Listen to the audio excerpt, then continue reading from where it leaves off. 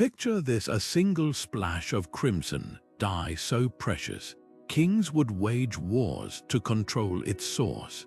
A fleck of blue pigment so rare, only the wealthiest empires could afford to paint their temples with it. This wasn't just about beauty or art, it was about power.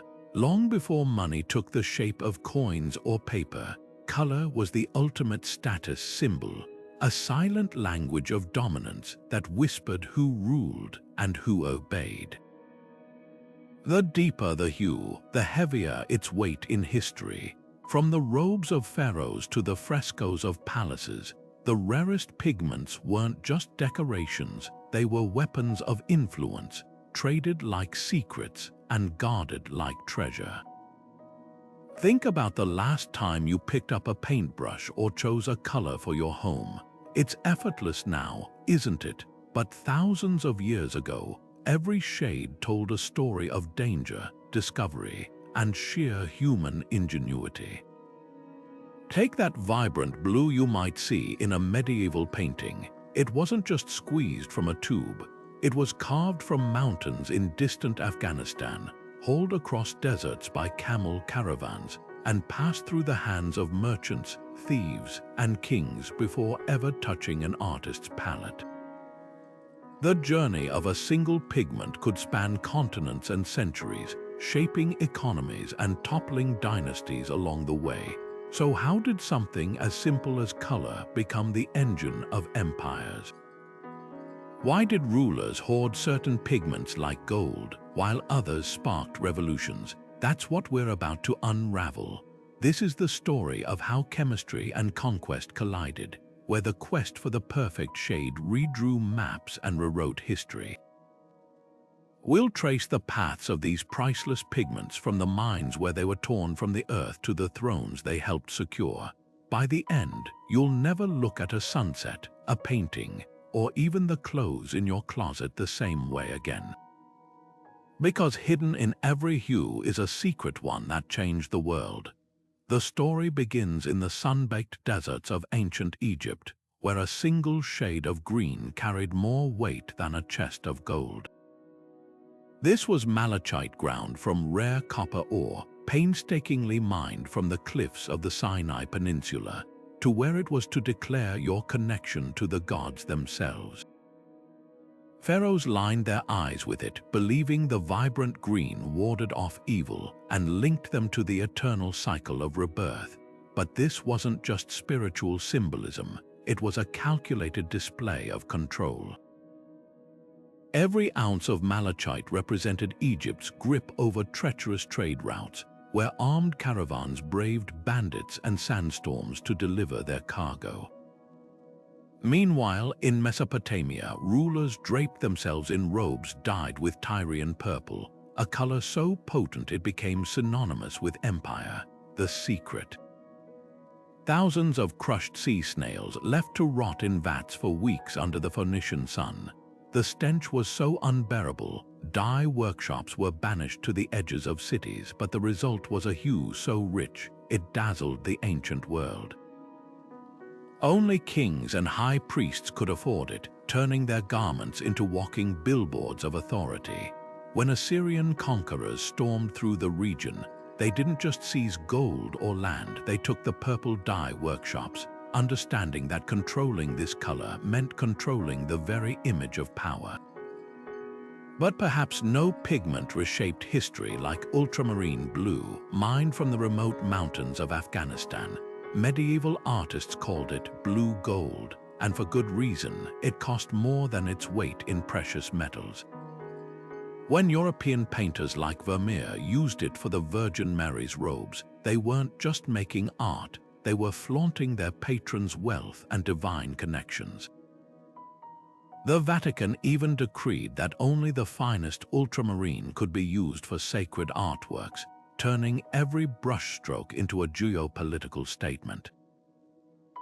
Behind those serene frescoes, a shadowy network of merchants, smugglers, and diplomats, all battling to control the flow of this celestial blue.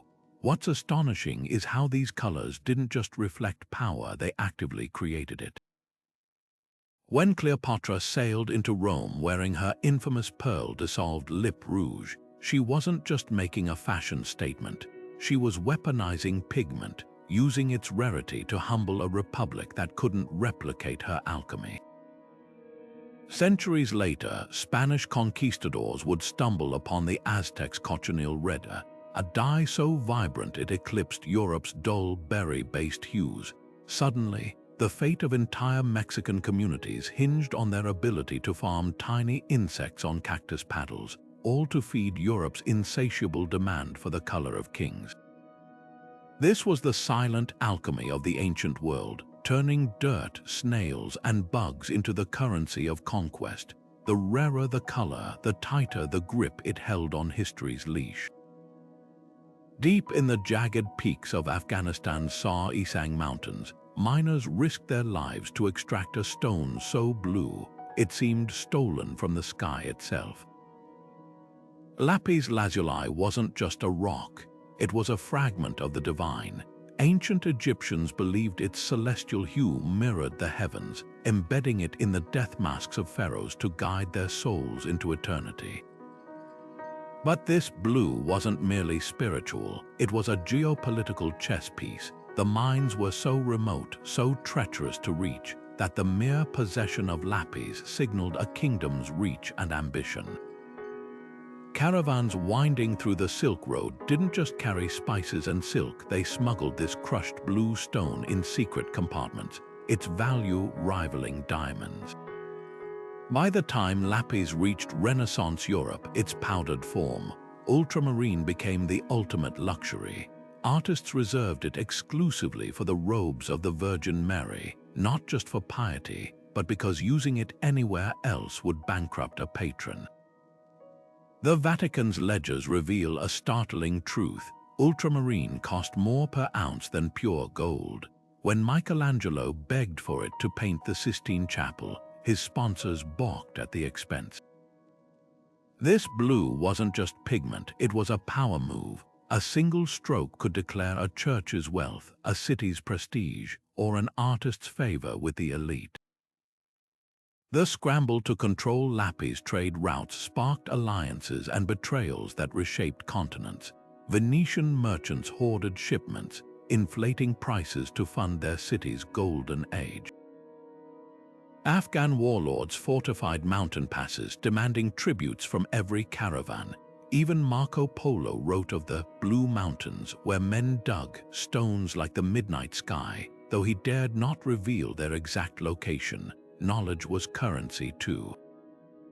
For centuries, the secret of lapis remained locked in the East, forcing Europe to pay exorbitant sums or settle for duller substitutes. Yet the true testament to lapis' power lies in what happened when it arrived. In medieval manuscripts, scribes used ultramarine to illuminate sacred texts, knowing its brilliance would awe the faithful. Persian miniaturists mixed it with gold to depict paradise, while Mughal emperors inlaid their thrones with raw lapis to symbolize cosmic authority. Every culture that touched this stone transformed it into a tool of persuasion, a visual shorthand for "we command the unreachable." Today, you can still trace its legacy in the vibrant blues of Vermeer's Girl with a Pearl Earring, or the restored brilliance of the Sistine Chapel. But behind every shimmering surface lies a darker truth. Empires rose and fell not just on swords or silver, but on the back of a blue rock dragged from the roof of the world. Imagine a color so potent, its very presence could silence a room, a deep, shimmering purple that seemed to pulse with the weight of empires. This was Tyrian purple, and it wasn't just a dye. It was liquid authority. Harvesting it required a gruesome alchemy, tens of thousands of spiny dye sea snails, each no larger than a grape, had to be cracked open to extract a single drop of milky fluid. Left to ferment in the sun, this sludge transformed into a hue so vibrant, it made other purples look like faded shadows. The stench of rotting shellfish clung to the dye vats so fiercely, workshops were exiled to the outskirts of cities, yet the end result was worth every gag-inducing moment. For the Romans, Tyrian purple wasn't just a fashion choice, it was a political manifesto. Emperors draped themselves in togas dyed this exact shade, declaring their divinity to the masses. The deeper the purple, the higher the status, of visual hierarchy etched in fabric. Senators were allowed thin stripes of it, but only the emperor could cloak himself head to toe, a walking monument to his own invincibility. When Julius Caesar entered Rome in a solid Tyrian purple robe, it wasn't just a display of wealth, it was a calculated middle finger to the Republic's old guard, a signal that power now flowed through one man alone. But the real mastery of Tyrian purple lay in its scarcity. Producing just 1 gram required the slaughter of nearly 10,000 snails, a process so labor-intensive that the dye became, ounce for ounce, more expensive than gold. The Byzantine emperors, keenly aware of its psychological power, turned production into a state secret. They restricted knowledge of the dye's exact recipe to a handful of families, executing anyone caught smuggling live snails beyond imperial borders.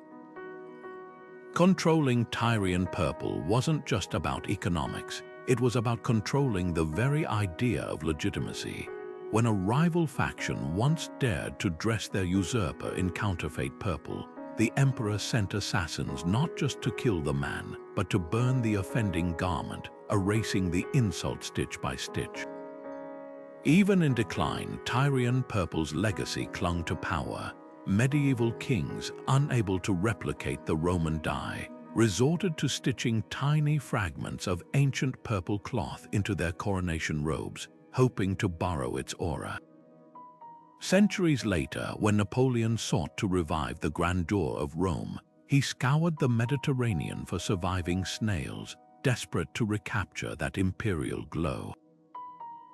But the secret had vanished with Byzantium, leaving behind only faded mosaics and the whispered idea that some colors aren't just worn, they're conquered.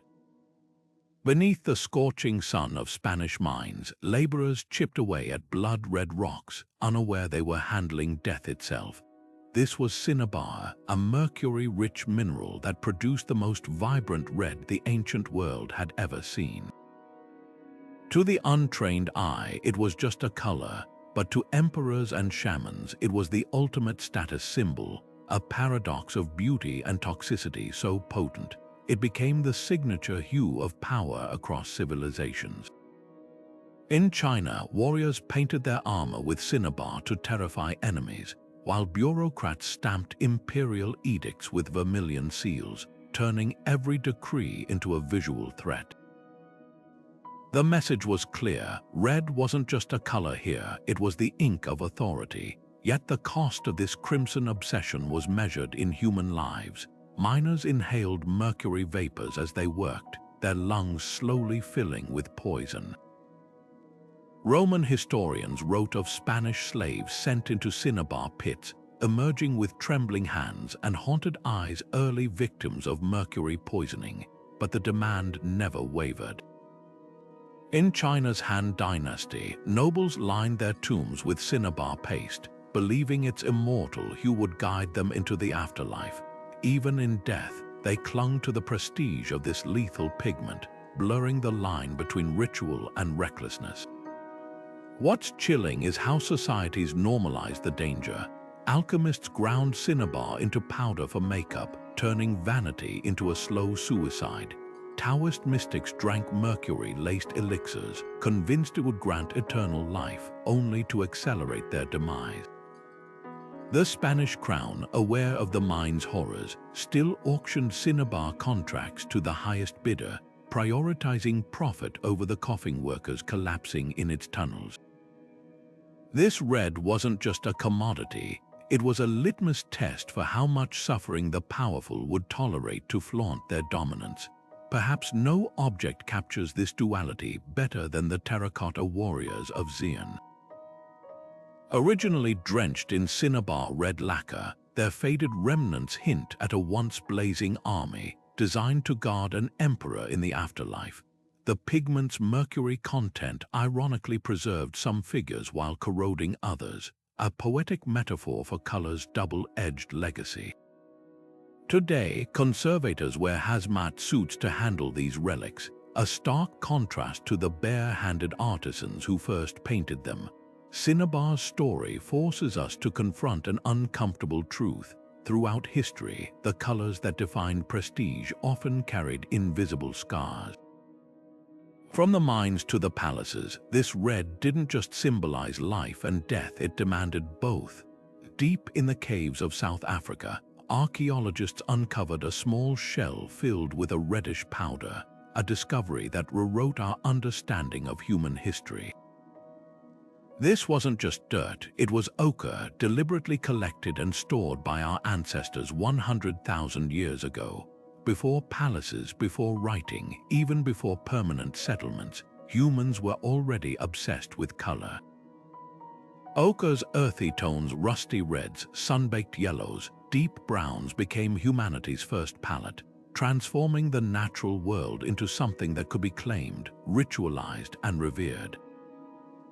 What's astonishing isn't just how early humans used ochre, but how deliberately they chose its shades. At Blombo's cave, researchers found evidence of ancient paint factories, where early Homo sapiens mixed ochre with animal fat and charcoal to create precise hues.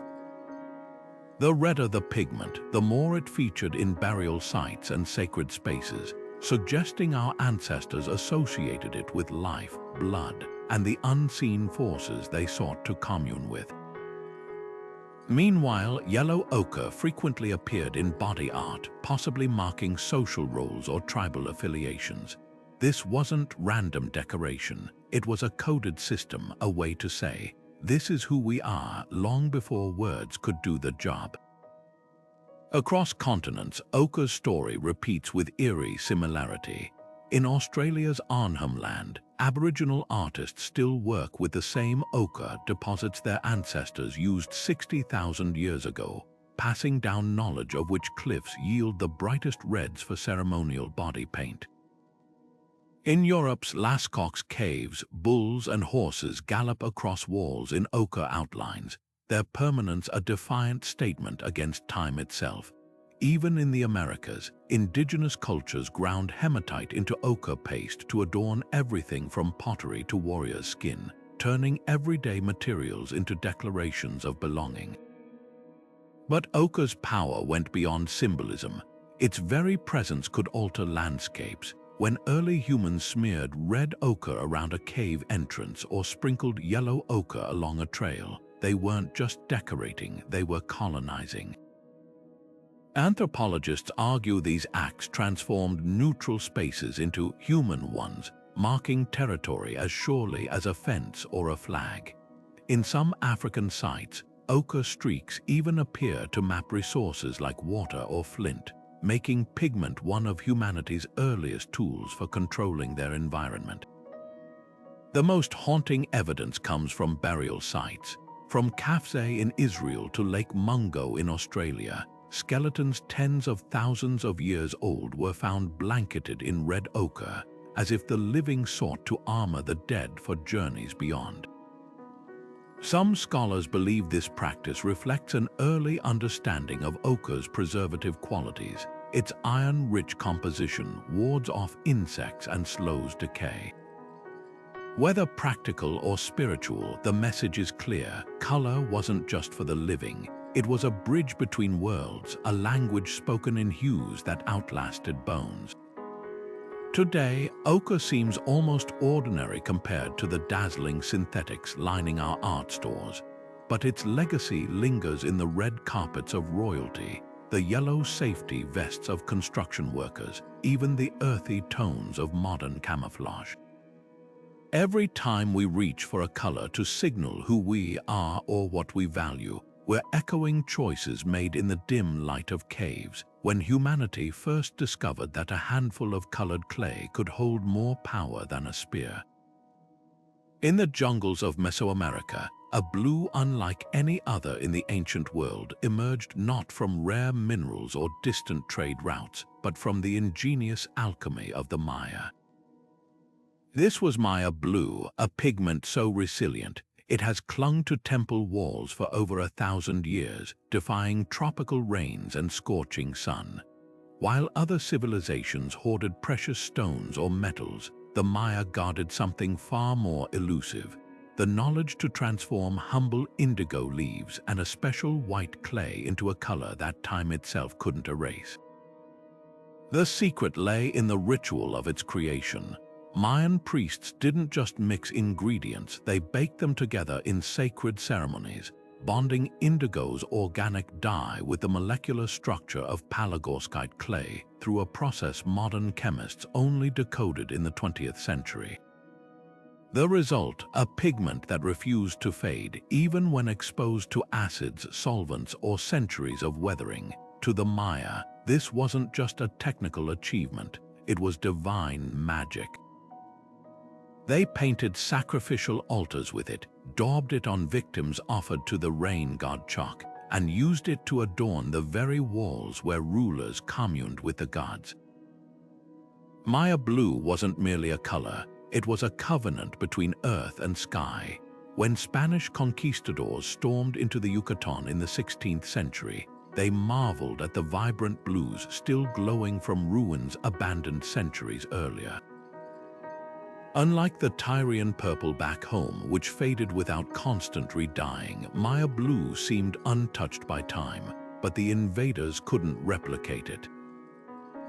The knowledge had vanished with the collapse of Maya civilization, buried under the weight of conquest and disease. Spanish missionaries even documented their frustration, scribbling in margins about the devil's paint that refused to flake off pagan temples no matter how hard they scrubbed. What's haunting is how Maya blue's legacy outlasted the empire that created it. Modern scientists, using X-ray diffraction, discovered its molecular structure resembles a cage, literally trapping the indigo molecules inside the clay's crystalline framework. This accidental nanotechnology, perfected a millennium before the term existed, explains its immortality. Yet the full ritual, the prayers, the temperatures, the exact clay sources remains lost. Archaeologists have found traces of the pigment as far north as Chichen Itza and as far south as Capon, hinting at a tightly controlled trade network. But the deepest secret, the alchemy of turning fleeting plant dye into eternal art, died with its makers. Today, Maya blue stands as a paradox, a color both omnipresent and enigmatic, adorning museum relics while keeping its fullest story locked away. It reminds us that power in the ancient world wasn't just about controlling resources, it was about mastering the intangible. The Maya didn't just possess a pigment, they held the recipe to make time bow to color. And in that knowledge, they etched their brilliance onto history itself, one unchanging blue stroke at a time. Picture a medieval banquet hall where lords and ladies shimmer in emerald green so vivid they seem to glow, but the secret behind this dazzling color would make your skin crawl. Verdigris wasn't just a pigment, it was alchemy's dangerous masterpiece, born from copper plates soaked in vinegar, wine, and urine, left to rot until a crust of brilliant green formed. The process reeked like a tanner's yard, but the result was a hue so coveted. Kings draped their halls in tapestries dyed with it, and illuminators painstakingly painted sacred manuscripts with its toxic sheen. To wear verdigris was to announce, I can afford not just the color but the risk. Beneath the glamour lurked a sinister truth. This green was literally eating away at its admirers. The same chemical reaction that created the pigment copper corroding into acetate also leached poison into skin and lungs. Artists who ground verdigris into paint developed chronic coughs and tremors, while noble women wearing verdigris-dyed gowns often suffered rashes and hair loss. Yet the more a color hurt, the more it proved one's status. In a twisted irony, the aristocracy's obsession with this toxic green mirrored their own power structures, beautiful on the surface, corrosive underneath. The pigment's dark allure peaked during the Renaissance, when verdigris became a weapon of psychological warfare. Venetian merchants controlling the copper trade inflated prices until only the wealthiest duchies could afford it. Battle standards dyed with verdigris were deliberately designed to flake onto enemies' skin during close combat, causing irritation and distraction. Even in peace, the message was clear. When the Duke of Burgundy received ambassadors in a room wallpapered with verdigris-patterned silk, he wasn't just showing off, he was demonstrating his ability to thrive where others might sicken.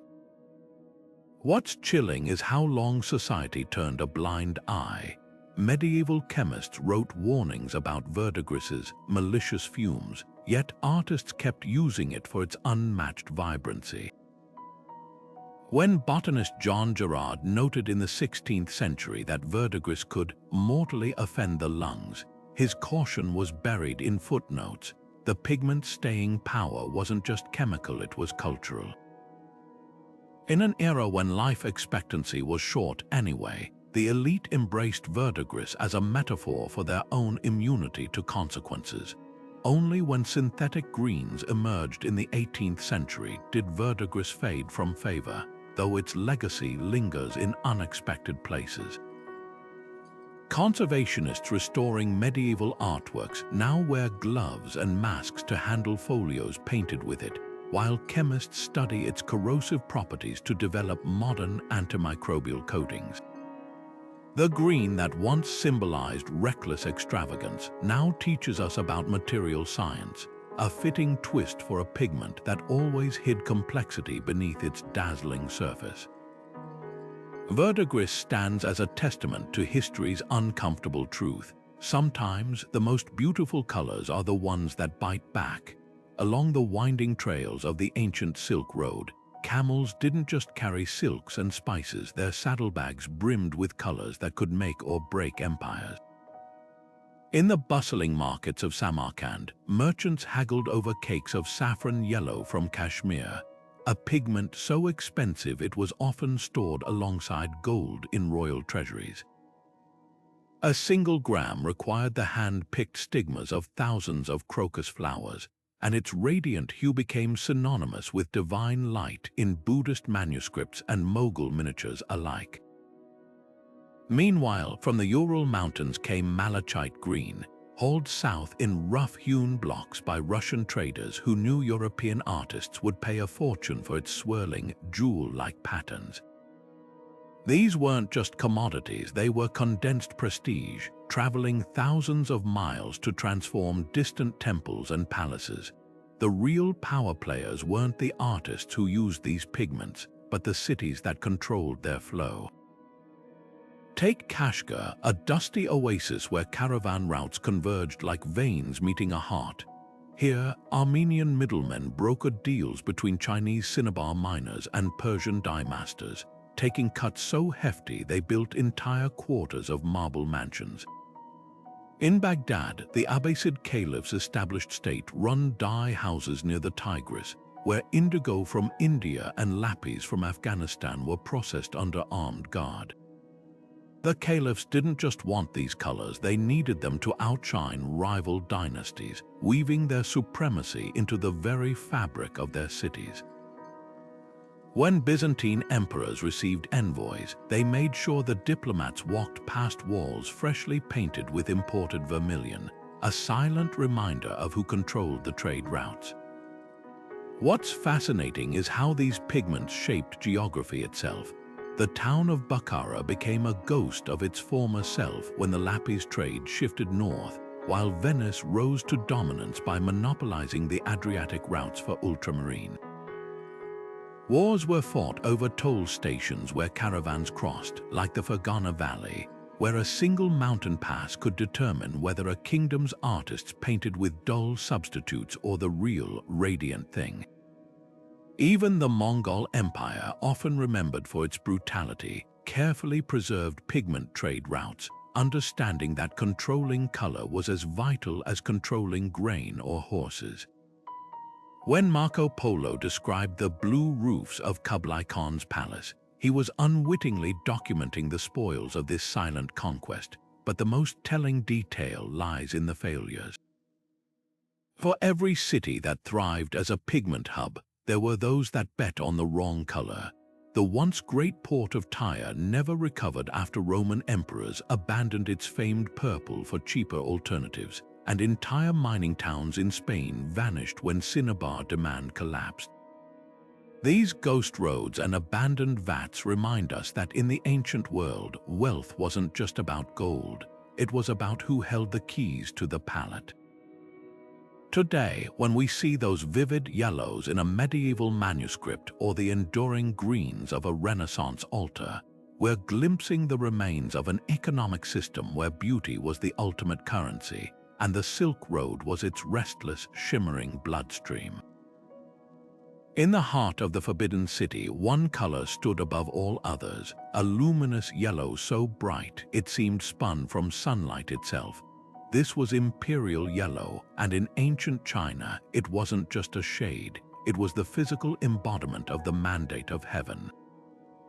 Reserved solely for the emperor, this hue was crafted from rare minerals like orpiment and gamboge, painstakingly ground into powders so pure they gleamed like liquid gold.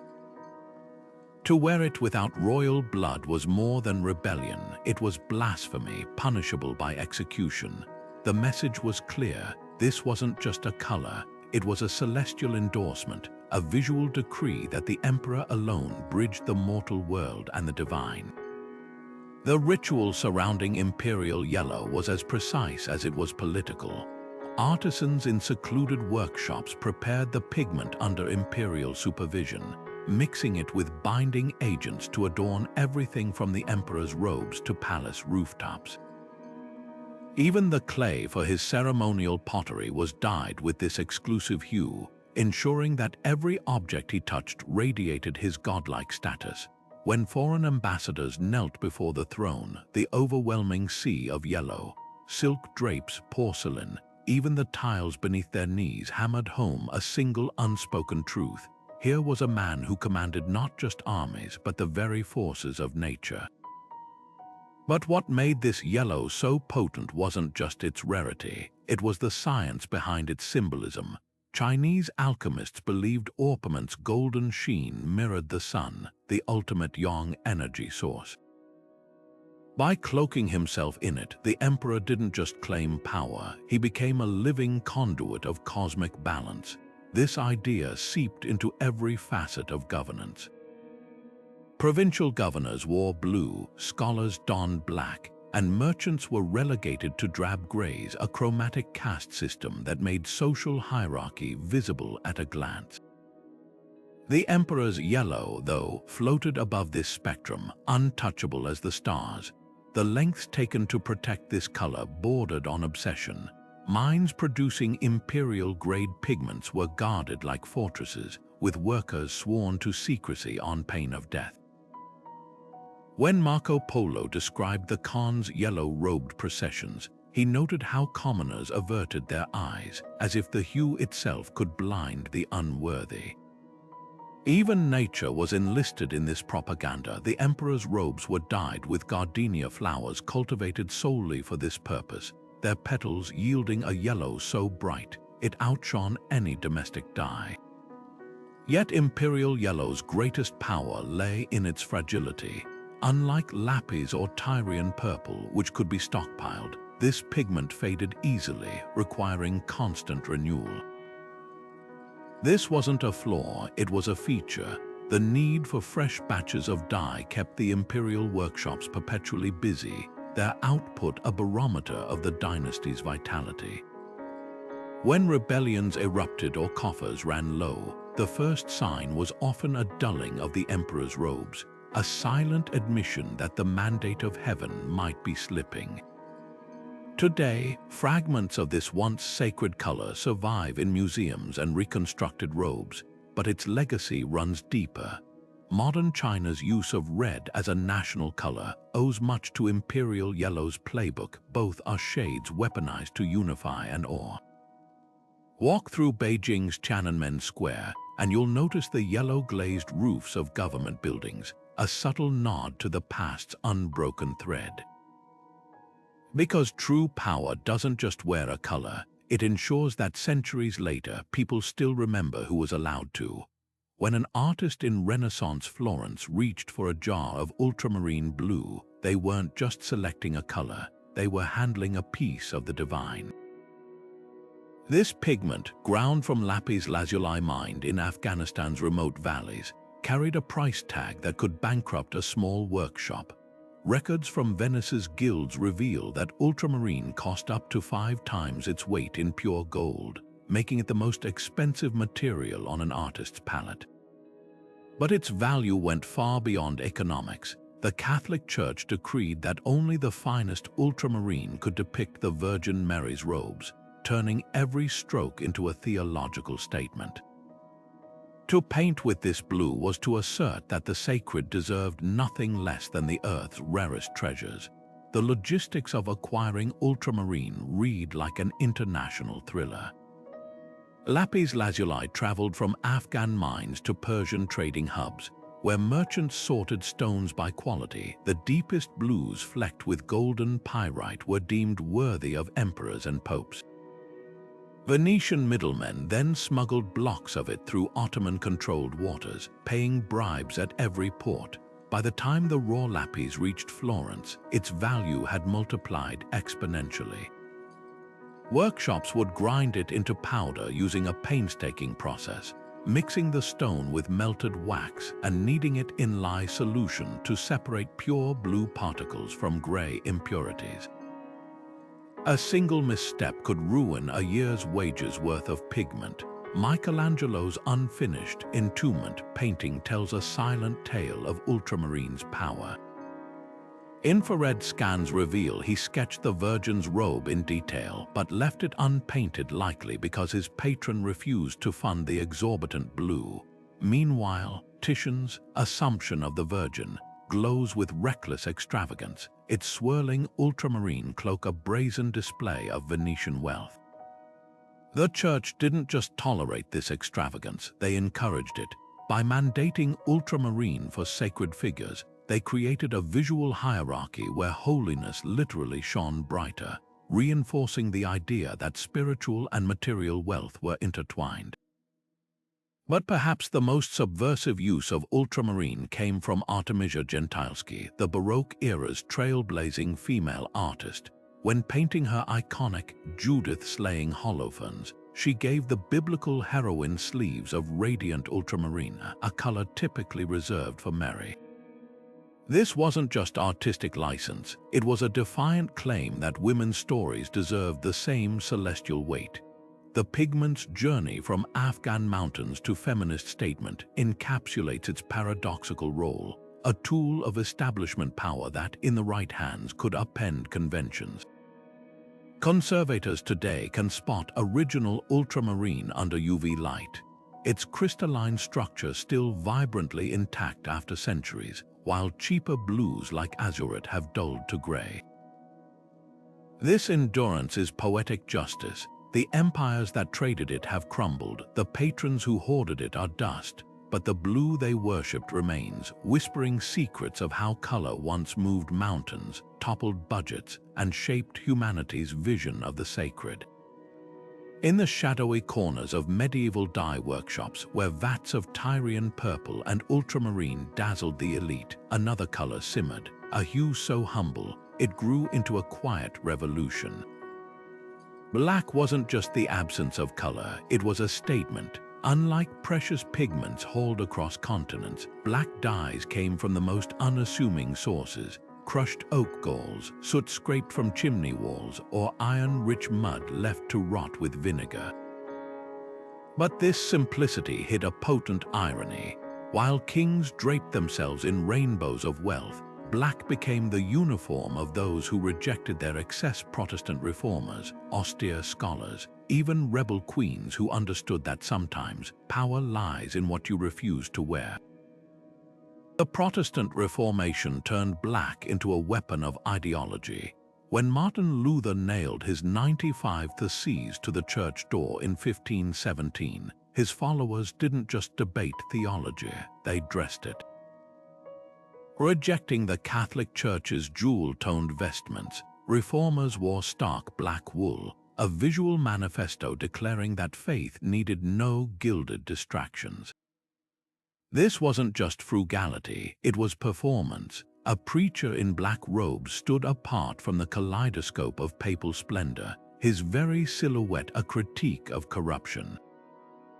Over time, black became shorthand for moral seriousness, spreading from clergy to merchants and intellectuals. In portraits, Renaissance scholars like Erasmus posed in black gowns, their ink-stained hands resting on books, living proof that true authority came from knowledge, not gem-encrusted robes. Yet black's most surprising champion was a woman who knew how to wield both opulence and restraint, Elizabeth I. Early in her reign, the Queen stunned courts by appearing in black and white gowns, a deliberate break from her sister Mary's crimson Catholic pageantry. But Elizabeth's black wasn't the coarse wool of Puritans, it was Spanish silk, dyed with such precision it gleamed like polished obsidian. She paired it with blindingly white lace, creating a chessboard of contrasts that whispered, "I am both nun and sovereign." When she later embraced gold and pearls, the message shifted again. Black had served its purpose, proving she could command attention without relying on rainbows. What made black revolutionary wasn't just its politics, it was its alchemy. Unlike royal purples or blues, which required exotic ingredients, black could be conjured anywhere. Oak galls, the lumpy growths formed by wasp larvae on tree bark, yielded a inkai tannin perfect for dye when boiled with iron scraps. This accessibility made it the people's color. Dutch merchants adopted black broadcloth as a badge of Calvinist sobriety, while Anabaptist women stitched coal-dyed bonnets to signal modesty. Even artists weaponized it. Rembrandt's shadows weren't just technique, they were commentary, bathing biblical scenes in a darkness that felt more honest than stained glass radiance.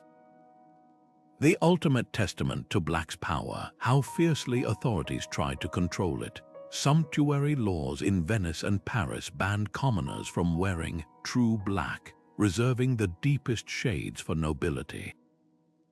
Why? Because a perfectly dyed black garment often cost more than a bright one, its richness depending on endless rounds of over-dyeing and meticulous craftsmanship. In a final twist, the color of rebellion became a status symbol all over again, proof that no hue, no matter how austere, could escape the tug of human hierarchy. Today, when we see a judge's robes or a designer tuxedo, we're glimpsing echoes of a chromatic revolt that taught the world. Sometimes the most powerful statement isn't in standing out, but in standing apart. Beneath the scorching Mexican sun, fields of prickly pear cacti bore an invisible treasure, tiny cochineal insects, each no larger than a pinhead. To the Aztecs, these creatures were Noxatli, blood of the prickly pear, a sacred source of red so vibrant it put Europe's dull berry dyes to shame. But when Spanish conquistadors stormed Tenochtitlan in 1519, they didn't just plunder gold, they seized something far more lucrative, the secret of turning insects into imperial wealth. 1 pound of dried cochineal could yield enough carmine dye to color an entire banquet hall's worth of velvet, and soon this bug-based red became Spain's second most valuable colonial export, trailing only silver. The process was both ingenious and grueling. Indigenous farmers cultivated cochineal with meticulous care, scraping the insects off cacti by hand before drying them in the sun. It took 70,000 corpses to produce a single pound of pigment, a statistic that boggles the mind. Yet the resulting crimson was unlike anything Europe had seen, a red that didn't fade in sunlight or wash out in rain. Spanish dyers guarded the technique like state secrets, spreading false rumors that carmine came from berries or minerals to throw off competitors. By the time the truth leaked out, the damage was done. Mexico's indigenous communities had been shackled to a brutal production system. while European elites flaunted their insect-dyed silks as proof of global dominance. Carmine's grip on fashion was absolute, from the ruffled collars of Dutch merchants to the cardinal robes of Vatican officials. This red became shorthand for wealth and authority. Queen Elizabeth I's iconic portraits glow with it. The deeper the hue, the clearer her power. But the pigment's darkest irony lay in its journey across the Atlantic. Enslaved Africans forced onto plantations often wore coarse wool dyed with the very carmine their labor helped produce, their bodies becoming walking advertisements for an empire's extravagance.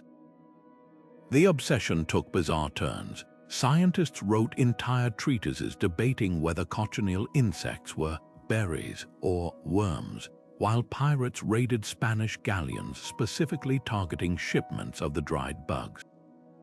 In Peru, colonial officials demanded tribute payments in cochineal sacks instead of coins, and British textile mills secretly smuggled Mexican cacti to start their own farms, only to fail spectacularly when local insects produced inferior reds. Nature itself seemed to side with the Aztecs' ancestral knowledge. Today, carmine still lurks in lipsticks and food coloring, a ghost of colonial extraction hiding in plain sight. But its legacy is a stain that won't wash out, a reminder that every time humanity falls for a color, there's usually someone or something paying the price.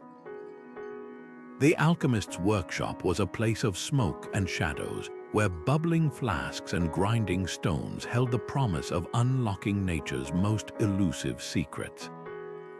Among their many obsessions, none burned brighter than the pursuit of artificial pigments, the dream of conjuring Tyrian purple from common shellfish or coaxing ultramarine from local minerals. These weren't mere experiments, they were acts of defiance against geography and economics. Why rely on dangerous trade routes when you could recreate the colors of kings in your own cauldron?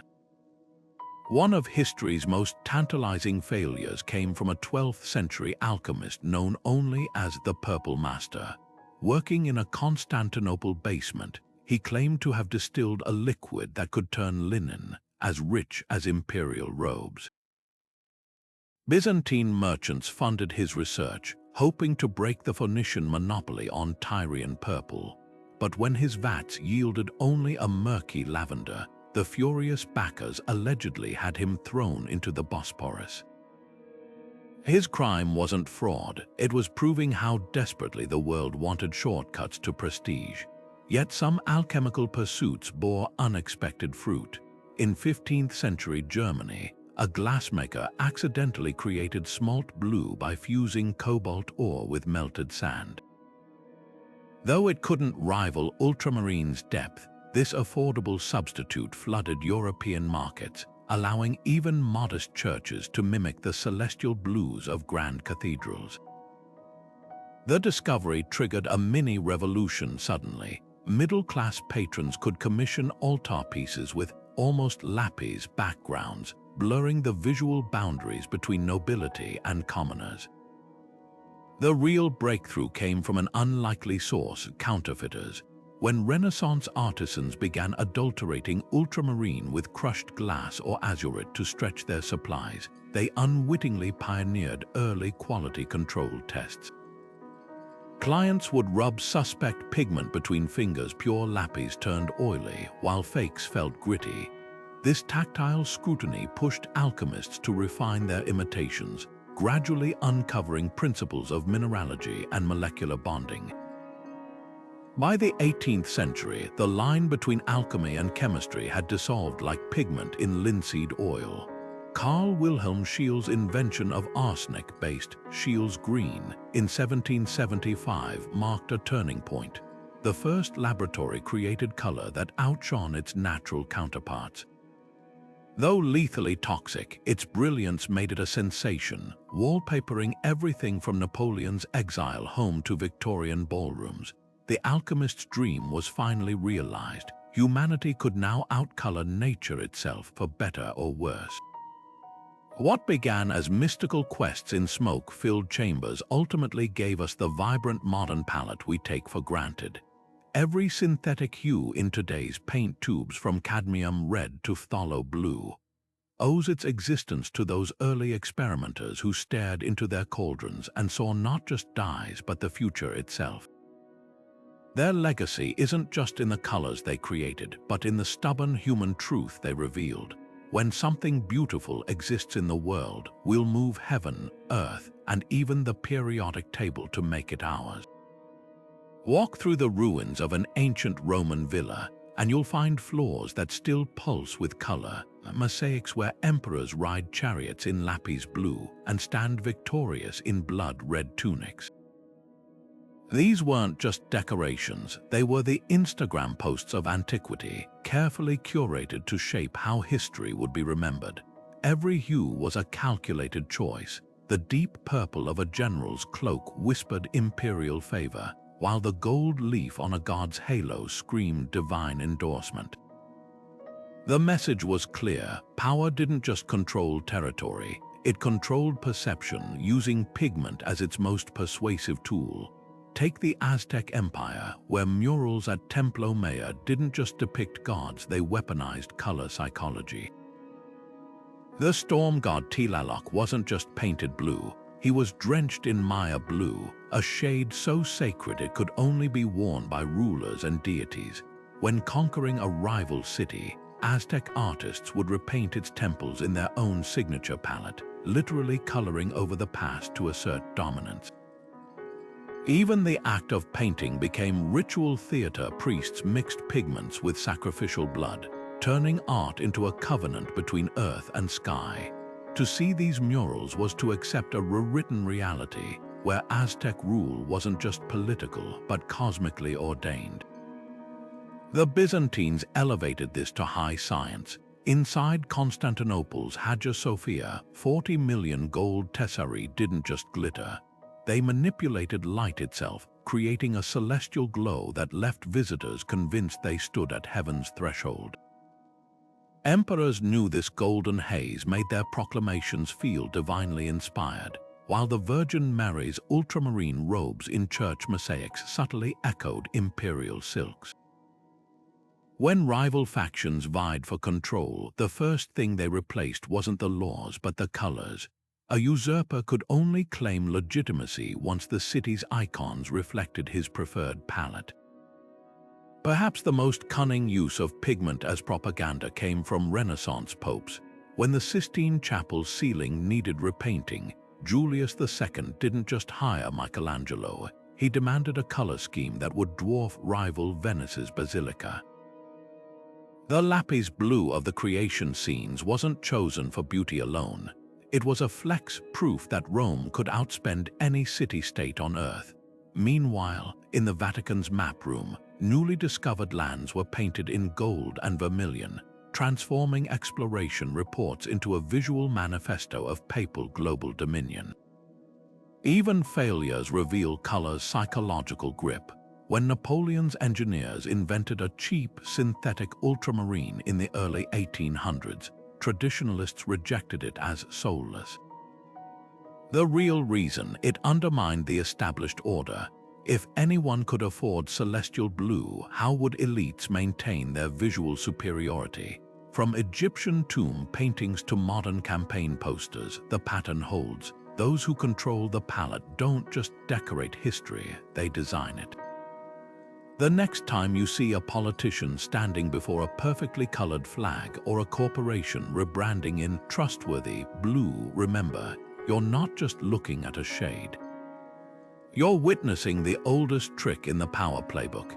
In 1856, a teenage chemistry student named William Perkin stumbled upon something extraordinary while trying to synthesize quinine from coal tar. Instead of a malaria treatment, his failed experiment yielded a murky purple sludge, one that would unravel millennia of pigment history. This accidental creation, later named Movine, became the world's first synthetic dye, sparking a revolution as disruptive as the Industrial Revolution itself. Within months, factories churned out bolts of fabric in shades that once required snail guts or rare minerals, flooding markets with colors only royalty could previously afford. The ancient economy of color, built on backbreaking labor and dangerous trade routes, collapsed almost overnight. The impact was seismic. In Germany's Ruhr Valley, chemists who had once studied ancient dye recipes now raced to patent synthetic alizarin crimson, a perfect copy of the prized red extracted from madder roots, but cheaper and brighter. By 1870, 90% of Europe's madder farms lay abandoned, their centuries-old cultivation techniques rendered obsolete. Venetian glassmakers, guardians of ultramarine secrets for generations, watched as laboratories produced French blue at a fraction of the cost. Even cochineal, the insect red that bankrolled Spain's empire, couldn't compete with synthetic carmine. The same Mexican farmers whose ancestors had cultivated cactus-dwelling bugs now faced starvation, their life's work reduced to a line in a chemistry textbook. But this revolution came at a cultural cost. The knowledge of how to grind lapis lazuli or ferment Tyrian purple, passed down through generations, vanished like whispers in the wind. Master dyers who could identify a pigment's origin by its smell or texture found their expertise suddenly worthless.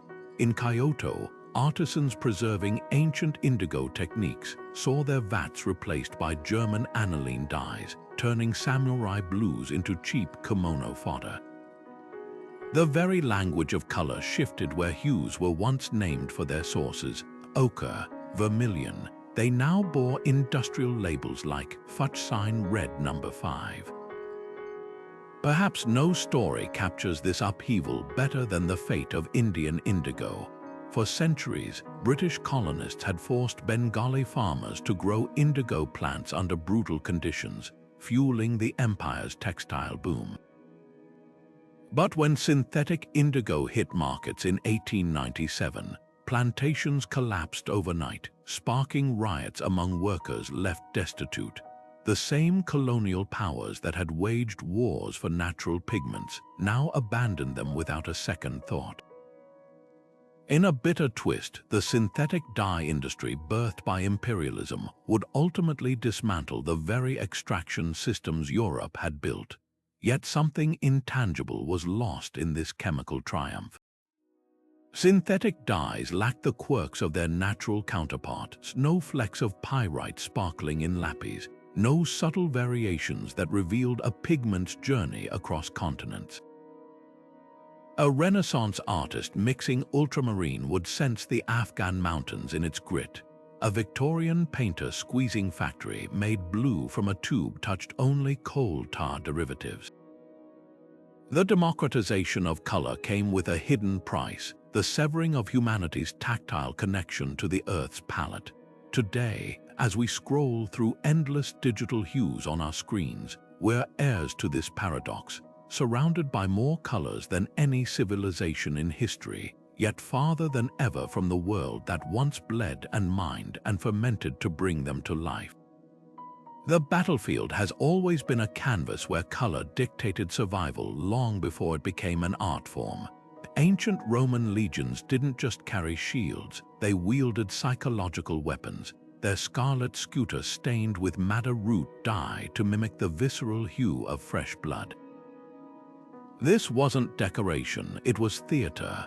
When those shields locked into formation, the advancing wall of red triggered primal terror in enemies, a trick as calculated as any sword thrust.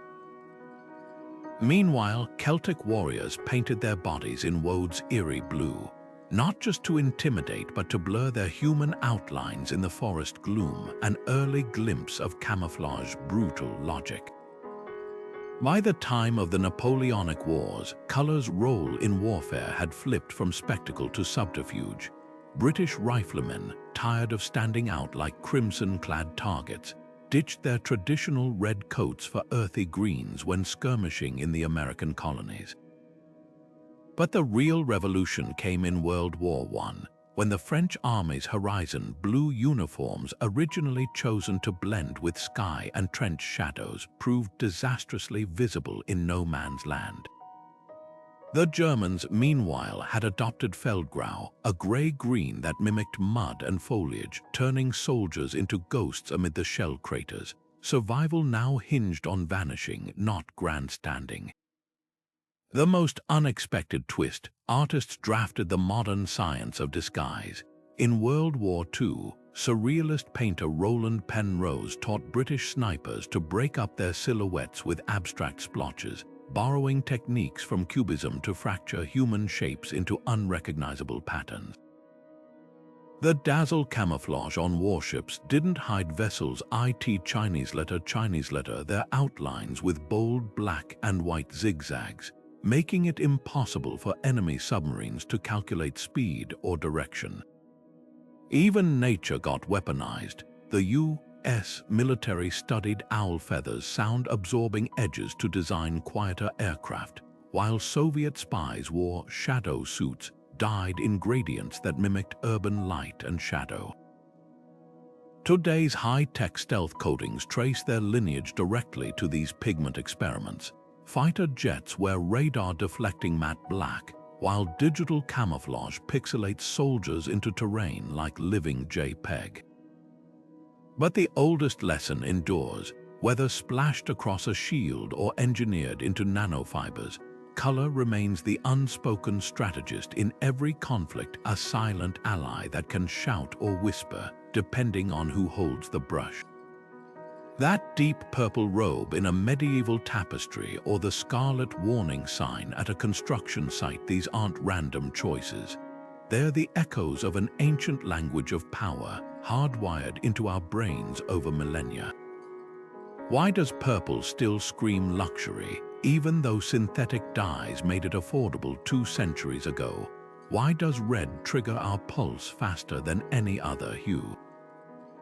The answer lies in the brutal economics of antiquity, where rarity wasn't just about cost, it rewired human perception itself.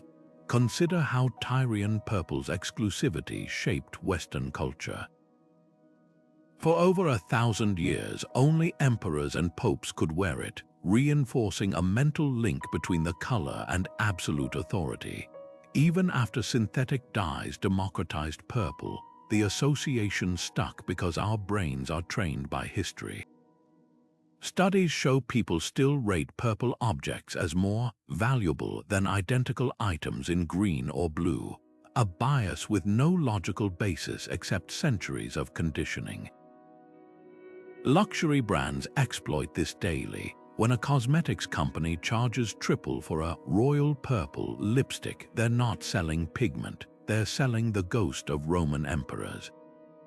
Red's journey is even more primal. From prehistoric hunters smearing ochre on spears to medieval executioners donning crimson hoods, this color became shorthand for life, death, and urgency.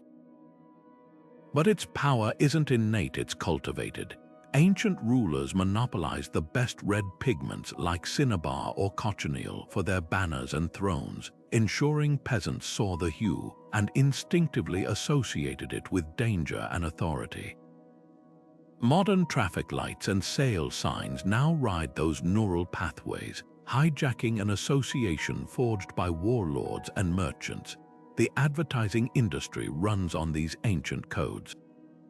Fast food chains use red and yellow not because they're appetizing, but because those were the first colors our ancestors could reliably produce in large quantities: ochre for yellow, iron oxide for red.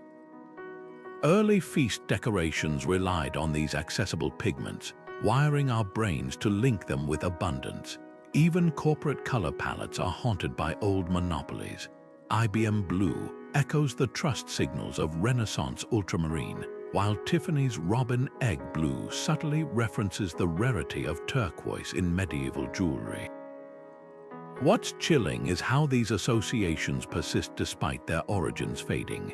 Most people don't know that carmine dye comes from crushed insects or that Lapis Lazuli was worth more than gold, yet they'll still feel a subconscious awe toward products using those hues. That's the ultimate testament to pigment's legacy. It didn't just color our art and clothes, it colored the way we think. The next time you reach for a product because the shade feels premium or urgent, remember, you're not making a choice. You're replaying a script written by miners, alchemists, and emperors who died centuries ago. Some colors didn't just fade, they vanished into history's blind spots, taking with them the secrets of entire civilizations.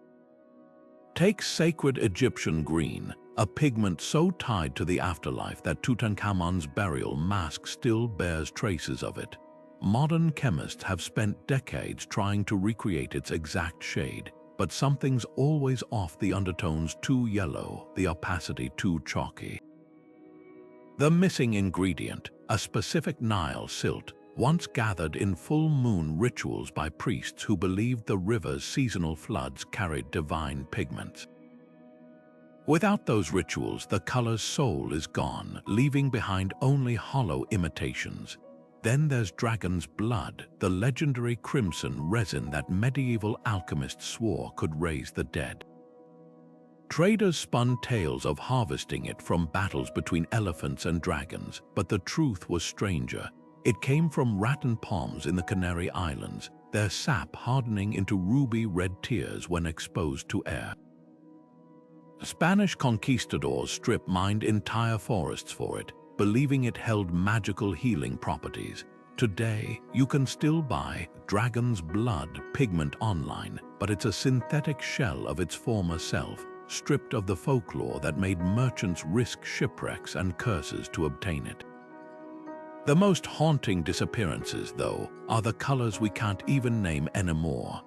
Byzantine manuscripts describe an imperial sunrise gold that shimmered differently depending on the viewer's angle, a trick achieved by layering powdered glass over thin gold leaf.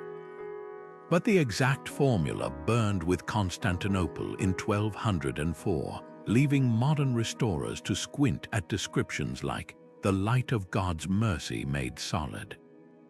Similarly, Tang Dynasty poets wrote of a moon-white ceramic glaze that glowed faintly blue in darkness, an effect modern kilns still can't replicate.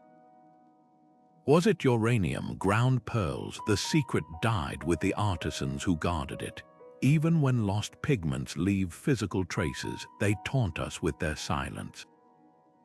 In Pompeii's ruins, a mural of Venus retains a blush pink no modern lab can match. Analysis reveals it's made from an unknown organic compound, possibly a flower extract lost when Vesuvius buried the region's botany.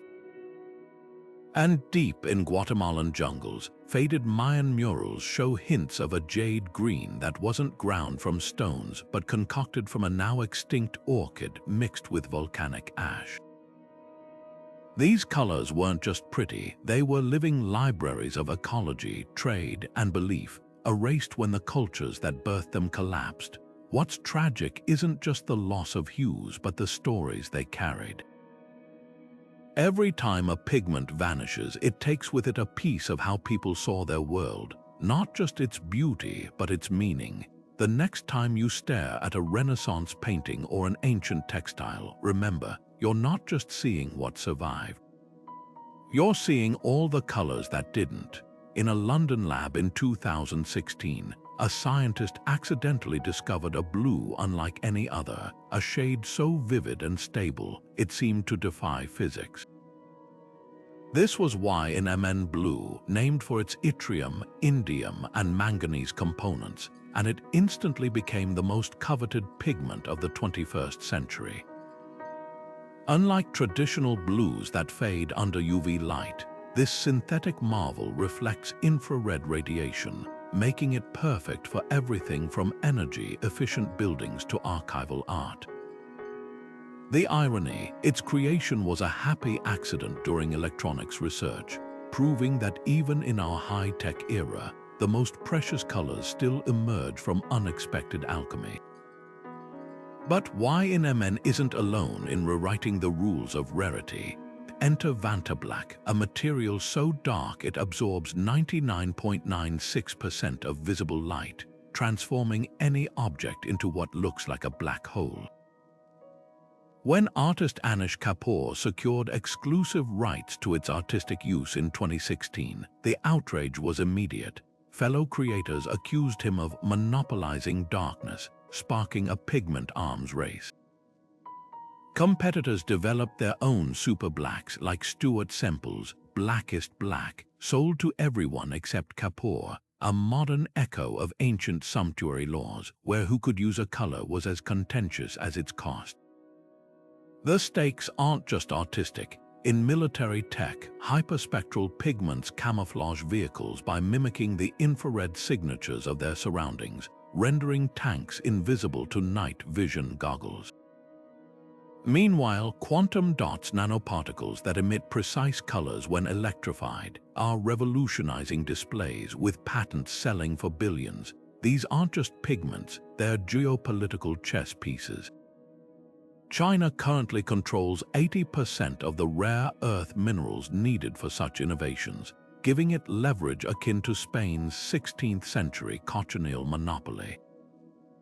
What's fascinating is how little has changed. The Pantone Color Institute's annual Color of the Year moves markets, much like imperial decrees once dictated fashion. A single Instagram trend can send demand for mica-based shimmer paints skyrocketing, exploiting child labor in Indian mines, proof that ethical shadows still lurk behind even our brightest hues. And when Elon Musk's Tesla Cybertruck debuted in ultra-white, a nano-coating said to repel dirt and heat, it wasn't just a design choice, it was a flex signaling control over cutting-edge material science. The lesson, whether mined from mountains or engineered in labs, color remains a currency of power. The players have shifted from kings to corporations, the sources from snail guts to superconductors, but the game is the same. Control the palette and you control perception, and in a world where attention is the ultimate commodity, the right shade might just be the most powerful tool of all. The moment a pigment became precious, someone found a way to fake it. In the back alleys of ancient Rome, merchants whispered offers of Tyrian purple at half price, never mind that the dye had been stretched with elderberry juice or cheap lichen extract. The deception wasn't just about profit, it was a subversion of the empire's strict sumptuary laws, where wearing the wrong shade of purple could mean exile or death. Wealthy patricians, desperate to flaunt status without bankrupting themselves, turned a blind eye to the adulterated silks, while imperial inspectors cracked down with brutal efficiency. One first-century account describes a merchant being flogged in the forum for selling counterfeit purple, his dyed hands stained from years of mixing cheap substitutes held up as evidence of his crimes. By the Renaissance, forgery had become an art form in itself. Ultramarine, that celestial blue worth more than gold, was routinely diluted with crushed glass or azurite to fool wealthy patrons. Some artists even painted initial layers with cheaper blues, reserving the real ultramarine for final touches where it would catch the light, a trick still detectable today under infrared scans. The Vatican, paranoid about sacred art losing its luster, employed color inspectors who would rub suspect pigments between their fingers. Pure Lapis Lazuli left an oily residue, while fakes felt gritty. But the most audacious scams happened at the source. Afghan Lapis miners reportedly salted their shipments with dyed quartz, knowing no European buyer could verify the stones until they'd been ground to powder weeks into the journey. The stakes soared when pigments became political tools. In 1789, French revolutionaries discovered their stocks of royal blue fabric intended for military uniforms had been secretly swapped with inferior dyes by monarchist sympathizers. The resulting faded coats became a national humiliation, fueling rage against the old regime. Meanwhile, Spanish colonial officials in Mexico faced execution if caught allowing cochineal insects to be smuggled out alive. Yet Dutch traders bribed entire villages to hide larvae in hollowed-out gourds. The insects that reached Java spawned a rival dye industry, undercutting Spain's monopoly and reshaping global trade routes. Today's art conservators wield tools those historical fraudsters couldn't imagine: X-ray fluorescence scanners that detect chemical signatures, or spectrometers that unmask synthetic dyes in antique tapestries. But the cat and mouse game continues. In 2018, a restoration of a Giotto fresco revealed 20th century Prussian blue lurking beneath what was supposed to be medieval Lapis, exposing a botched earlier repair. Even modern labs battle counterfeiters. A 2023 raid in Mumbai seized tons of fake Chinese malachite powder being sold to Ayurvedic practitioners, tinted with harmful synthetic greens. What's revealing isn't just the persistence of pigment fraud, but what it exposes about human nature. The urge to fake rare colors mirrors our obsession with possessing the unattainable, whether it's an emperor's purple or the perfect Instagram filter. Every time a forger mixes sawdust into saffron or dyes marble to mimic jade, they're participating in history's oldest con, the illusion that prestige can be bottled, even when the bottle is half empty. In the dim light of a Tibetan monastery, monks grind precious lapis lazuli into powder, their chanting blending with the rhythmic scrape of stone against mortar. The deep blue pigment they create isn't just for art, it's a prayer in physical form, destined to adorn the robes of the Buddha in sacred Thangka paintings. This ritual, repeated for centuries, reveals a truth as old as faith itself. Color isn't just seen in religion, it's felt, worshipped, and sometimes fought over. When a Hindu devotee dons saffron robes or a Muslim bride wears emerald green henna, they're participating in a chromatic language that transcends borders and epochs, one where pigments become portals to the divine. Consider the sacred saffron of Hinduism, a hue so potent it symbolizes both fire and renunciation. Derived from the delicate threads of crocus flowers, this golden orange dye was historically so expensive that only temples and royalty could afford its purest form. Ancient texts describe how warriors would stain their battle flags with saffron to invoke the sun god Surya's protection, while ascetics adopted the color to signal their detachment from worldly desires. But the pigment's spiritual weight also made it a political tool. When Mughal emperors sought to consolidate power in India, they strategically gifted sacks of saffron to Hindu priests, weaving their rule into the fabric of worship. The color's duality, representing both spiritual purity and temporal authority, shows how pigments could straddle heaven and earth. Islamic green carries its own celestial resonance, rooted in the Quran's description of paradise as a garden draped in lush foliage. The Fatimid Caliphate minted coins in glowing green glass, while Ottoman sultans inscribed mosque domes with emerald-hued verses from the Quran. But this sacred connection took a dramatic turn during the medieval Crusades, when European knights returning from the Holy Land brought back stories of Saracen banners, green as the gardens of Allah. The association became so strong that during the Renaissance, Venetian merchants dyed fabrics with a cheaper mixture of indigo and weld, marketing it as Saracen green to capitalize on its mystical reputation. Even today, the green dome of the Prophet's Mosque in Medina gleams with a special titanium coating, a modern alchemy preserving an ancient chromatic covenant. Christianity's obsession with gold leaf in icons and altarpieces reveals another dimension of sacred color psychology. Byzantine artisans mixed powdered gold with egg yolk to create halos that literally glowed in candlelight, making saints appear to emanate divine light. The Vatican's treasury once listed pigments alongside relics. A vial of ultramarine blue was deemed as precious as a fragment of the true cross. During the Protestant Reformation, this extravagance sparked fury. Reformers whitewashed church walls and burned gilded statues, arguing that true faith needed no gaudy colors. Yet even they couldn't escape pigments. Puritan ministers wore stark black not as absence of color, but as a new kind of sacred uniform, proving that rejecting one chromatic tradition often meant creating another. The most fascinating battles over sacred hues often happened far from battlefields. In 15th century Japan, Zen Buddhist monks waged a quiet war over ink shades, some insisting enlightenment could only be expressed through the purest black sumi, while others championed subtle grays to represent life's imperfections.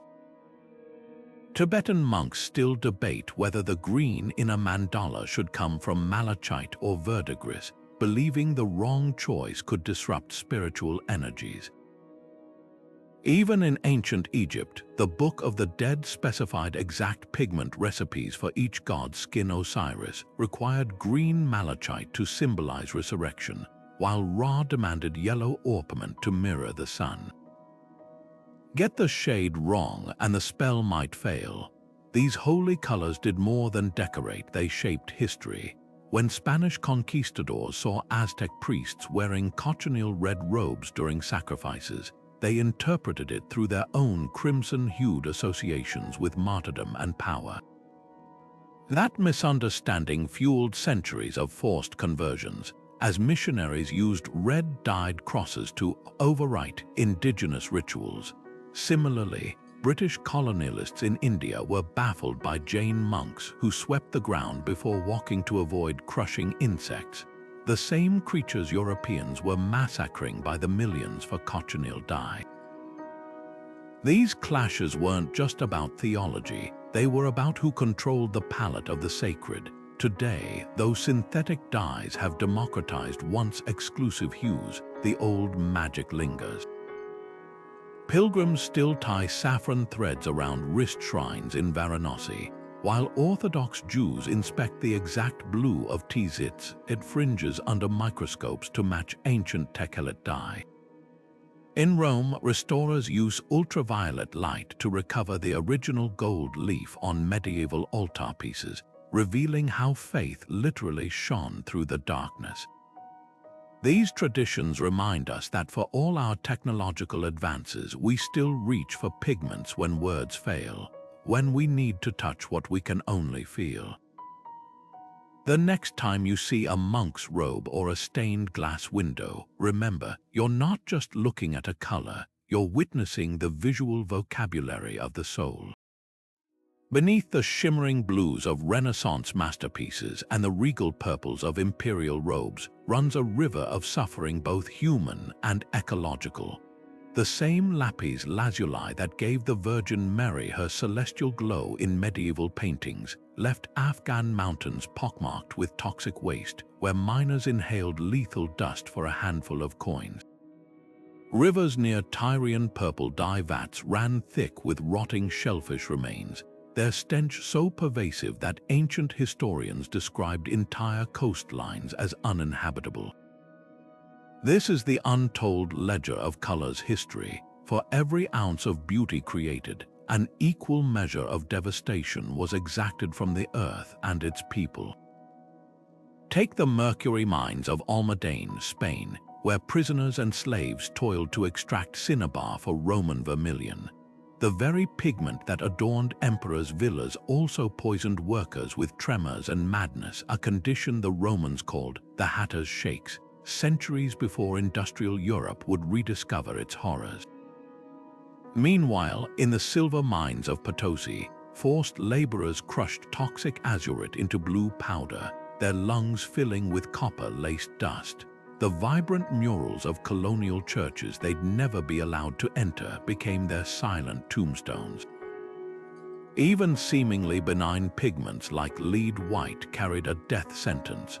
Renaissance artists who licked their brushes to sharpen points unknowingly ingested a slow-acting neurotoxin.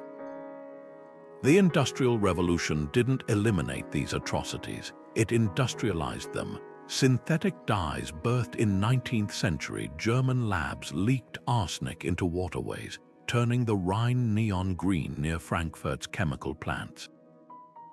In India, British indigo plantations became scenes of such brutal exploitation that Gandhi's first act of civil disobedience targeted the system, with farmers whipped for refusing to grow the cash crop that starved their own fields. Modern fast fashion's reliance on azo dyes continues the cycle, with textile runoff poisoning rivers from Bangladesh to Nicaragua. A single pair of jeans can require 2,000 gallons of water to dye, laced with carcinogens that persist for generations. Yet the cruelest irony lies in how these environmental debts compound over time. The mercury used to refine cinnabar 2,000 years ago still lurks in Spanish soil, while abandoned cochineal plantations in Mexico left ecosystems too ravaged to regrow native plants. Even eco-friendly solutions often hide new harms. The electric cars and solar panels lauded for reducing emissions rely on rare earth minerals mined under conditions that eerily echo ancient pigment pits, Congolese cobalt miners facing cave-ins, or Mongolian herders displaced by lithium extraction. The question isn't whether humanity will stop chasing beauty, but whether we can finally divorce it from destruction. Some glimmers of hope exist. Microbiologists now engineer bacteria to secrete indigo without chemicals, while artists revive traditional plant dyes in closed-loop systems where waste becomes fertilizer. In Afghanistan, NGOs teach Lapis miners safer extraction methods, and chemists develop non-toxic substitutes for cadmium reds and chrome yellows. These efforts acknowledge a truth the ancients ignored. True luxury isn't measured by what a color costs the planet, but by how lightly it treads.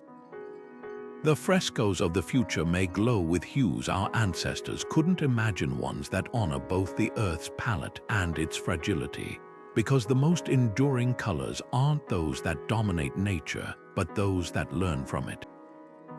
In the oppressive heat of 19th century Bengal, fields of indigo plants stretched toward the horizon, not by choice but under the whip of British overseers. Farmers were forced to grow this cash crop instead of food, their hands stained blue from harvest to processing vats, yet never tasting the profits. Then, in 1859, something extraordinary happened. The same peasants who'd been beaten for resisting indigo contracts began wearing their dye-stained clothes as uniforms of defiance.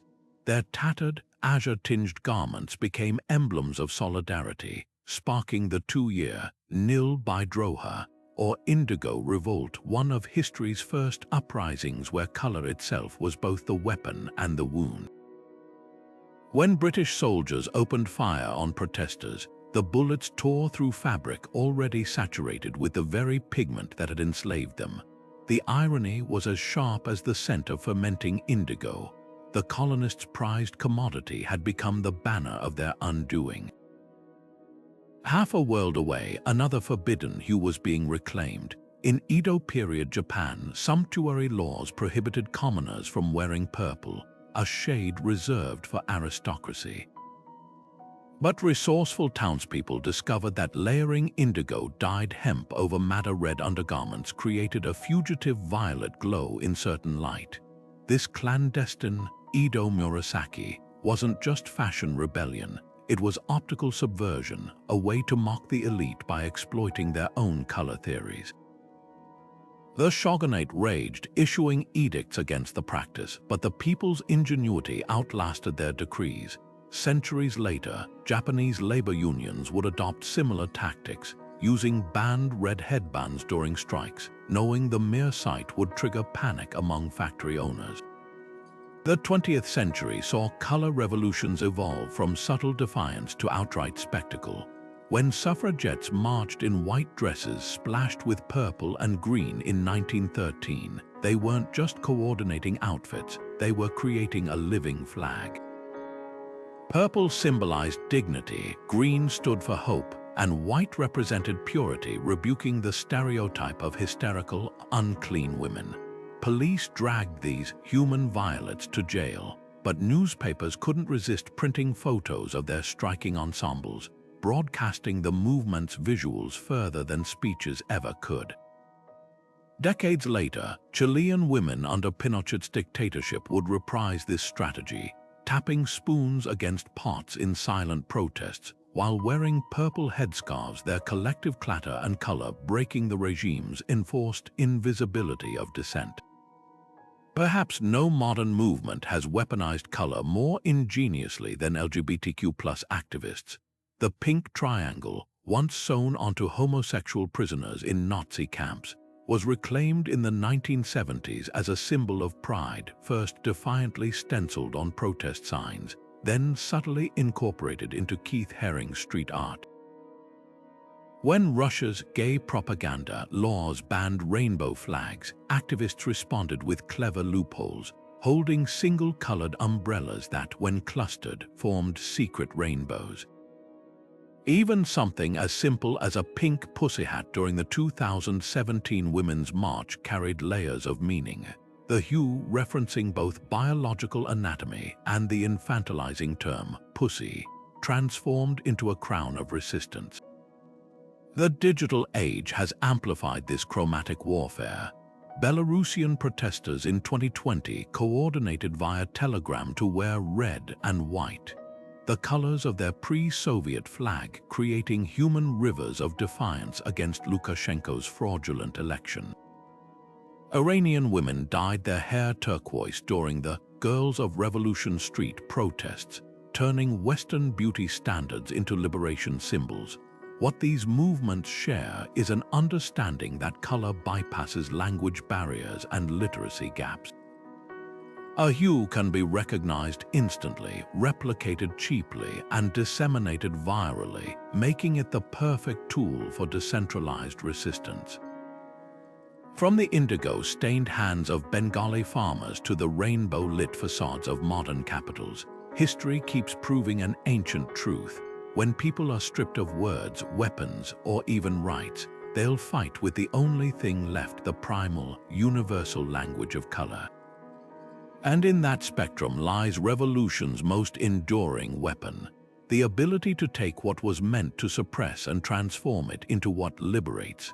In a lab at the University of Oregon, scientists manipulate atoms like artists mixing paints, except their palette consists of quantum dots, microscopic crystals that emit pure, perfect colors when zapped with electricity. These aren't just new pigments, they're a fundamental rewriting of color's rulebook. Unlike traditional dyes that rely on rare minerals or toxic chemicals, quantum dots can be tuned to any shade imaginable by simply adjusting their size. A dot measuring 5 nanometers glows vivid blue, while one twice as large shines deep red. This precision could make the cobalt mines of the Congo and the saffron fields of Kashmir obsolete, replacing centuries of exploitation with beakers of shimmering nanoparticles. Yet here's the paradox: even as technology democratizes access, we still crave the aura of scarcity. Pantone's Viva Magenta sold out instantly as a 2023 trend color, proving that in a world of infinite digital hues, exclusivity remains the ultimate luxury. The rise of screen culture has already birthed colors that don't exist in nature: impossible neon glitches, hyper-saturated gradients, and metallic cyans that shift when tilted. Digital designers wield RGB values like alchemists, creating shades no painter could replicate with physical pigments. But when Instagram's algorithm suddenly popularizes Gen Z yellow, or TikTok sparks a demand for millennial pink, the effects ripple into the material world. Textile mills scramble to match trending hex codes, and suddenly, a shade born from pixels floods fast fashion racks only to vanish when the next viral hue emerges. This cycle has turned color into the fastest-moving commodity in history, with trends now measured in weeks rather than centuries. Yet for all our advancements, the oldest color hierarchies persist. When a tech billionaire paints his yacht in blackest black using Vantablack, a coating so light absorbing it looks like a void, He's echoing the Roman emperors who draped themselves in Tyrian purple. Luxury brands now patent custom shades like Tiffany's Robin Egg Blue or Hermès Signature Orange, enforcing exclusivity through copyright law rather than natural rarity. Meanwhile, digital redlining algorithms skew home valuation apps by associating certain colors with higher property values, proving that bias can be coded into chromatics just as it once was woven into silk. Perhaps the most radical shift lies in biodesign, where engineered organisms promise to grow colors sustainably. Dutch artist Jalila Essaidi's bacteriographic project uses genetically modified bacteria to secrete vibrant dyes, while startups like Colorifix program microbes to brew indigo without toxic chemicals. These innovations could sever colors' ties to exploitation, but they also raise eerie questions. If a corporation patents a pigment-producing microbe, does that give them dominion over every garment, artwork, or flag made with it? History suggests that whenever humanity masters a new way to create color, someone finds a way to weaponize its control. The future may belong to colors we can't yet perceive. Military research into hyperspectral imaging already detects thousands of shades beyond human vision, and augmented reality filters let us see ultraviolet or infrared as wearable art. As brain-computer interfaces evolve, we might someday transmit emotions directly as chromatic experiences, a lover's sigh rendered as shimmering gold, grief as a swirling indigo storm. These technologies could make physical pigments seem quaint as cave paintings, yet the underlying dynamics remain unchanged. Whether it's a Neolithic shaman smearing ochre on stone or a meta-engineer coding a VR headset's palette, color will always be more than wavelength or code. It's the language we use to say who matters, who decides, and who gets to be seen, and that no matter how the hues are made will always be priceless. From the tombs of pharaohs to the pixels on our screens, color has always been more than meets the eye. It's a language of power, a commodity of control, and a mirror of human ambition. The next time you see a vibrant hue, remember, it might just be the ghost of an ancient empire, that crimson in your lipstick, the last whisper of cochineal insects harvested under Spanish rule. The gold trim on a luxury handbag, a distant echo of emperors who draped themselves in sunlight itself. Even the blue light from your phone screen owes its existence to quantum dots, the modern alchemist's answer to Lapis Lazuli. What's astonishing isn't just how color shaped history, but how thoroughly history still shapes our relationship with it.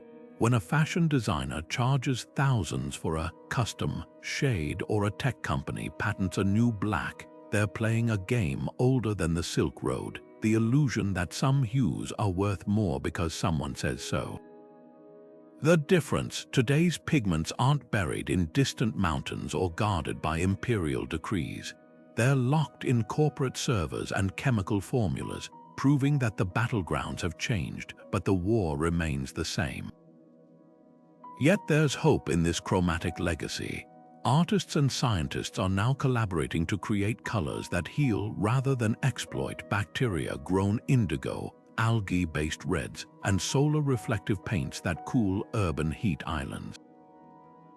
These innovations suggest a future where color isn't extracted from the earth or human labor, but grown in harmony with both. Imagine a world where the rarest pigment isn't the one that costs the most, but the one that gives back the deepest. So the next time you pick a color, whether it's a shirt, a wall, or a filter for your latest post, pause for a second. You're not just choosing a shade. You're stepping into a story that began with ochre-stained hands in prehistoric caves and stretches toward constellations we've yet to name. And if this journey through pigment's hidden history made you see even the most ordinary hues in a new light, don't keep it to yourself. Hit like if you learned something unexpected, Subscribe for more deep dives into the secrets hiding in plain sight, and drop a comment below. If you could time travel to any moment in color's turbulent past, where would you go? To the Malachite mines of Egypt, the stinking vats of Tyrian purple, or maybe straight to that 19th century lab where a failed experiment birthed the rainbow we take for granted today. Because here's the truth, every color has a secret, and now you're in on it.